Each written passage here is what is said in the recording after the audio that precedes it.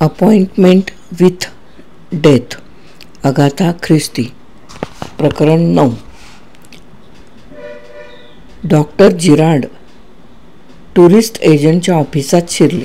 सारा king काउंटरजवळ उभी होती. डॉक्टरांना पाहून ती म्हणाली, गुड मॉर्निंग डॉक्टर. माझ्या पेत्राच्या टूरबद्दल मी ठरवते. तुम्हीही येताय असं मी आताच ऐकलं. हो, जमवलंय मी ते कसं तरी वेळात वेळ काढून. किती छान. बरेच जण येत आहेत का? ते सांगतायत की फक्त 4च जण येणार आहेत. आपण दोघं आणि दुसऱ्या 2 महिला एका कारमध्ये जाऊ सगळे. हे एक बरं झालं असं म्हणून ते आपल्या कामाकडे वळले. आलेली पत्र घेऊन ते साराबरोबर बाहेर पडले. स्वच्छ सूर्यप्रकाश असला तरी हवेत थोडा गारठा होता. मी बेथलेहेम, नाझरेत आणि इतर काही स्थळांचा 3 दिवसांचा दौरा करून आलोय. बॉयंटन कुटुंबाची काय खबर? डॉक्टरांनी विचारलं. अनिच्छेनं सारानं त्या कुटुंबाशी संधान बांधण्याच्या तिच्या अयशस्वी प्रयत्नांची हकीकत डॉक्टरांना सांगितली आणि ती म्हणाली, माझा प्रयत्न फसला आणि आज ते जातायत. कुठे जातायत? काही कल्पना नाही. मी मात्र उगाच मूर्खपणा केला असं मला वाटायला लागलंय. तो कसला? दुसऱ्यांच्या भानगडीत नाक खुपसण्याचा.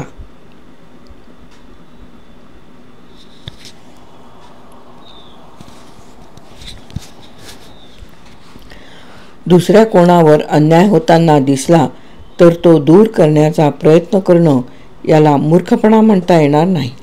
अशा प्रयत्नातून काही चांगलं निष्पन्न होण्याची शक्यता असते आणि काही वेळा दुष्परिणामही होऊ शकतो. काय होईल याचा नेमका अंदाज करणं अशक्य असतं. ज्याला जमतं त्यानं प्रयत्न जरूर करावा. नाही जमत त्यांनी अशा भानगडीत पडू नये. इथं वयाचा प्रश्नही महत्त्वाचा असतो. आपल्या तत्वांवरच्या दृढ श्रद्धेमुळे तरुण मंडळीत ते धाडस असतं, पण त्यांचं शहाणपण हे पुस्तकी असतं. व्यवहार्य अनुभवावर आधारलेलं नसतं. पुस्तकी तत्त्वज्ञानाच्या अगदी विरुद्ध वास्तवात घडत असतं. याचा त्यांना अनुभव नसतो. तुमचा स्वतःवर विश्वास असला आणि तुम्ही करताय ते योग्य आहे याबद्दल तुमची खात्री असली तर तुम्ही पुष्कळ चांगल्या गोष्टी घडवू शकता आणि पुष्कळ वेळा बिघडवूही शकता. या उलट मध्यमवयीन माणसाला अनुभव असतो. त्यामुळे आपल्या मध्यस्थीचा उपयोग होईल की दुरुपयोग होईल याची पारख त्याला असते. म्हणून नको तिथं मध्यस्थी करण्याचं तो टाळतो. उतावळे तरुण भलंही करू शकतात आणि बुरंही करू शकतात. दूरदर्शी मध्यमवयीन माणूस दोन्हीही करीत नाही. अशा अलिप्तपणामुळे कुणाला काय मदत होणार? आक्षेप घेत सारानं विचारलं. यावर डॉक्टरांनी तिलाच उलट प्रश्न केला. एक माणूस दुसऱ्या माणसाला कितपत मदत करू शकतो? याचा अर्थ बॉयंटन कुटुंबाच्या बाबतीत तुम्ही काहीही करणार नाही आहात. त्यांच्या बाबतीत मी काय करणार? आणि काही केलंच तरी त्यात मला यश येण्याची शक्यताच नाही. म्हणजे मलाही यश मिळण्याची शक्यताच नाही ना?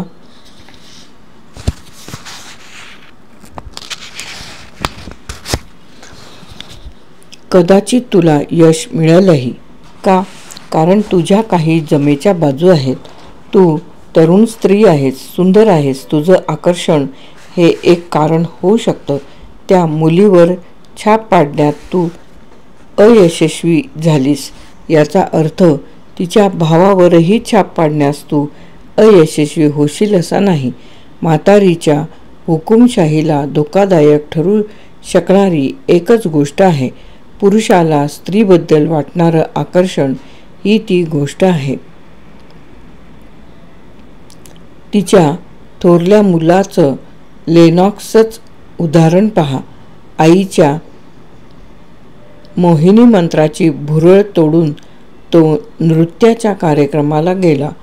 ऐन तारुण्याच्या भरातल्या त्याच्या पौरुषाला स्त्री सहवासाचं आकर्षण वाटलं. म्हणूनच आईच्या वर्चस्वाची भिंत ओलांडून तो गेला ना. म्हातारीला स्त्रीच्या आकर्षण शक्तीची ताकद बरोबर माहीत होती. त्या माहितीचा तिनं अतिशय हुशारीनं वापर करून घेतला. तिनं त्या सुंदर आणि आर्थिकदृष्ट्या कफल्लक असलेल्या मुलीला नादिनला घरात आणून ठेवलं. लेनॉक्सच्या आणि नादिनच्या प्रेमाला प्रोत्साहन दिलं. त्यांचं लग्न लावून दिलं. तिच्या कैदखान्यात आणखी एका कैद्याची भरती केली. स्वतःच्या दिमतीला आणखी एक गुलाम मिळविला.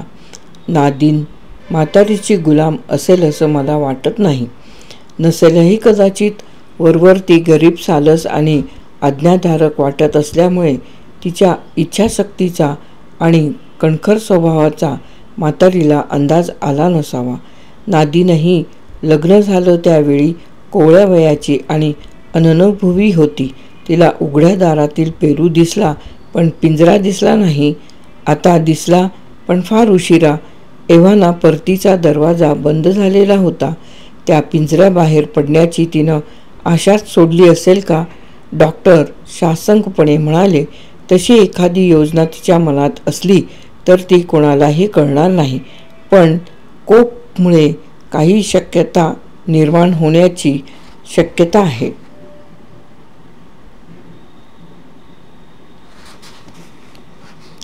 माणूस हा निसर्गतःच असूया धरणारा प्राणी असतो.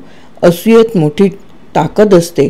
कदाचित असूयेपोटीच लेनॉक्स बॉयंटन त्याच्या नाकर्तेपणाच्या गर्तेतून बाहेर खेचला जाण्याची शक्यता आहे. रेमंडच्या बाबतीत मी काही करू शकेन असं तुम्हाला वाटतं का? हो, मला तरी तशी खूप शक्यता वाटते. मला वाटतं मी तसा प्रयत्न करायला हवा होता.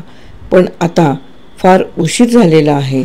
आणि खरं सांगायचं तर ती कल्पना मला फारशी आवडलेलीही नाही. याचं कारण तू इंग्लिश आहेस. इंग्लिश लोकांच्या मनात लैंगिक विषयाबद्दल एक प्रकारचा गंड असतो. त्यांच्या सभ्यतेला हा विषय फारसा रुचत नाही. सारानं हा मुद्दा न पटल्याचं चेहऱ्यावर दाखवलं तेव्हा डॉक्टर पुढे म्हणाले, हो, मला माहिती आहे. तू फार आधुनिक विचारांची मुलगी आहेस. शब्दकोशातले सापडील ते असभ्य शब्द तू चार चौघात बेधडकपणे वापरतेस. तू तद्दन व्यावसायिक आहेस. कुठलाही प्रतिबंध न मानणारी आहेस. पण मुळात तुझ्या रक्तातच इंग्लिशपण भिनलंय. तुझी आजी, तुझी आई आणि तू सगळ्या सारख्याच. तू बाह्यतः लाजरीबुजरी वाटत नाहीस पण मनानं तू लाजरीबुजरीच आहेस. असलं निरर्थक बोलणं यापूर्वी मी कधीच ऐकलेलं नव्हतं. डॉक्टरांचे डोळे लुकलुकले आणि हसत ते म्हणाले, पण त्यामुळेच तू मनमोहक वाटतेस. साराला यावर काय बोलावे ते सुचेना. डॉक्टर गमतीने म्हणाले, आता तू काही मल्लीनाथी करण्याआधी मी पळतो. आणि डॉक्टर तिथून सटकले. सारा हॉटेलकडे परतली. तिथं बरीच धावपळ चालू होती. सामान भरलेल्या बऱ्याच गाड्या निघण्याच्या तयारीत होत्या. एका गाडी शेजारी उभे राहून लेनॉक्स, नादिन आणि मिस्टर कोप देखरेख करीत होते. एक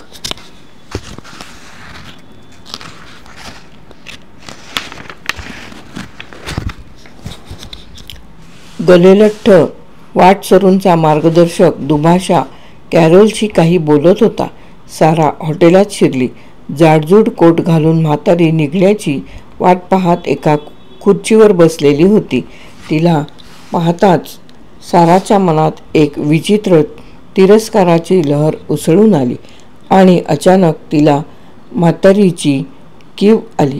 सत्तेची दुर्दम्य हाव आणि वर्चस्व गाजवण्याची इच्छा घेऊन जन्माला आलेली ही बाई आणि शेवटी तिनं मिळवलं काय तर अगदी क्षुल्लक अशी कौटुंबिक जुलूमशाही. किती दयनीय अवस्था हिची. मूर्ख, दुष्ट, बुद्धीची आव आणणारी आणि करुणास्पद बाई. सारा सरळ म्हातारी समोर जाऊन उभी राहिली आणि म्हणाली, गुड बाय मिसेस बॉयंटन. तुमची सफर चांगली व्हावी हीच इच्छा. म्हातारीनं तिच्याकडे पाहिलं. दुष्टावा आणि क्रोध तिच्या डोळ्यांत भरलेला होता. सारा तिला म्हणाली, मला फार उद्धटपणानं वागवण्याची तुझी इच्छा होती ना. तुझ्या मुलीला आणि मुलाला तू माझ्याशी मैत्री करण्याची बंदी केलीस. हे तुझं वागणं अतिशय पोरकटपणाचं आणि मूर्खपणाचं होतं, असं नाही तुला वाटत? तुला असं वाटतंय की तू लोकांना एखाद्या राक्षसासारखी भीतीदायक वाटावीस, पण प्रत्यक्षात तू फक्त दयनीय आणि हास्यास्पद आहेस. ही नाटकी सोंगढोंग सोड. माझं असं बोलणं ऐकून तू माझा तिरस्कार करशील, पण मी खरं तेच बोलते आहे. त्यातलं थोडं तरी तुझ्या बथ्थड डोक्यात शिरलं तर बरं होईल. अजूनही वेळ गेलेली नाही. दुसऱ्यांशी मायेनं आणि मैत्रीनं वागायला शिक. प्रयत्न केलास तर जमेल तुला ते. म्हातारी थिजलेल्या बर्फाच्या पुतळ्यासारखी दिसू लागली. तिनं कोरड्या ओठांवरून जीभ फिरवली. ओठांची उघडझाप झाली, पण शब्द उमटेना. सारा म्हणाली, बोल बोल, बोलून टाक.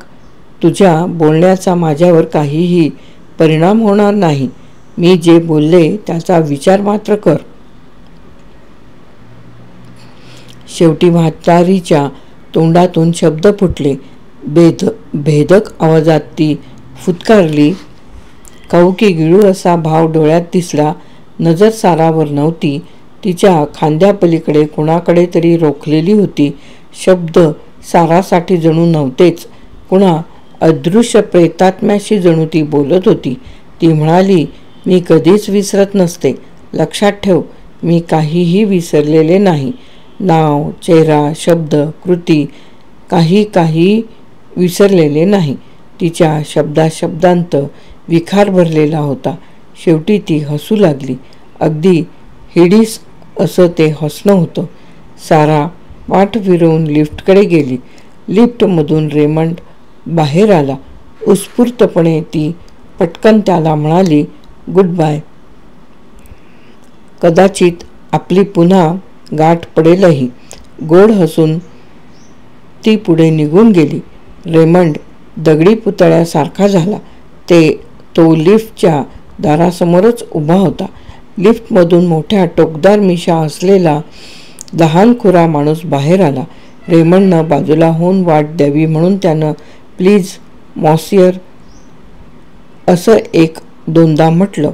बाणावर येऊन त्याला वाट देत रेमंड म्हणाला, माफ करा, मी विचारात गडलो होतो. तेवढ्यात कॅरोल त्याच्याकडे येऊन म्हणाली, रे, जिनेला घेऊन ये. ती तिच्या खोलीत असेल. लगेच आपल्याला निघायचंय. घेऊन येतो तिला. रेमंड लिफ्टमध्ये शिरत म्हणाला. हर्क्यूल पायरो क्षणभर त्याच्याकडे पाहतच राहिला. त्याच्या भुवया वर चढल्या होत्या आणि कान टवकारले गेले होते. नंतर त्यानं मान हलवली. त्याला आलेली शंका बरोबर होती. असंच जणू तो स्वतःला सांगत होता. तोवर कॅरोल आईपाशी आलेली होती. पायरोनं कॅरोलला नीट पाहून घेतलं.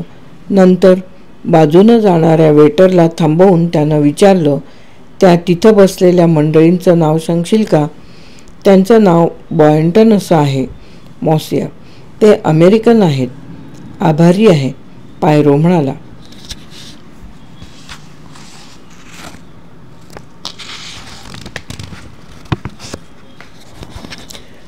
तिसऱ्या मजल्यावर डॉक्टर जिरार्ड आपल्या खोलीकडे जात असताना समोरून रेमंड जिनेव्हराला घेऊन येताना त्यांना दिसला. ते लिफ्टपाशी पोहोचताच जिनी म्हणाली, एक मिनिट रे, तू लिफ्टमध्येच थांब, मी आलेच. तिनं धावत जाऊन डॉक्टरांना गाठलं आणि त्यांना ती म्हणाली, प्लीज थांबा, मला तुमच्याशी बोलायचं आहे. डॉक्टरांनी तिच्याकडे आश्चर्याने पाहिलं.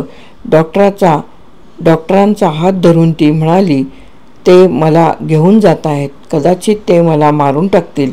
मी त्यांच्यातली नाही आहे. माझं नाव बॉयंटन नाही आहे. मी तुम्हाला एक गुपित सांगते. मी राजघराण्यातली आहे. खरंच सांगते, मी सिंहासनाची वारस आहे. म्हणून माझ्याभोवती सगळे शत्रू जमा झालेले आहेत. ते माझ्यावर विषप्रयोग करायचा प्रयत्न करतायत. काहीतरी करून मला ठार मारायचा त्यांचा बेत आहे. मला मदत कराल का प्लीज? त्यांच्यापासून दूर जायला मला मदत करा. ती थांबली. पावलांचा आवाज आला. जिनी अशी हाक कानावर आली. दचकून तिनं डॉक्टरांकडे पाहिलं.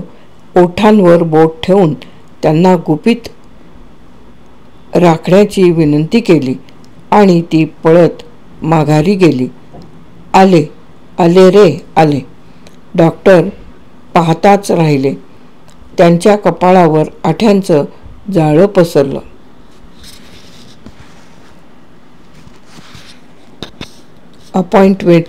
अपॉइंटमेंट विथ डेथ अगाथा ख्रिस्ती प्रकरण 9 येथे समाप्त.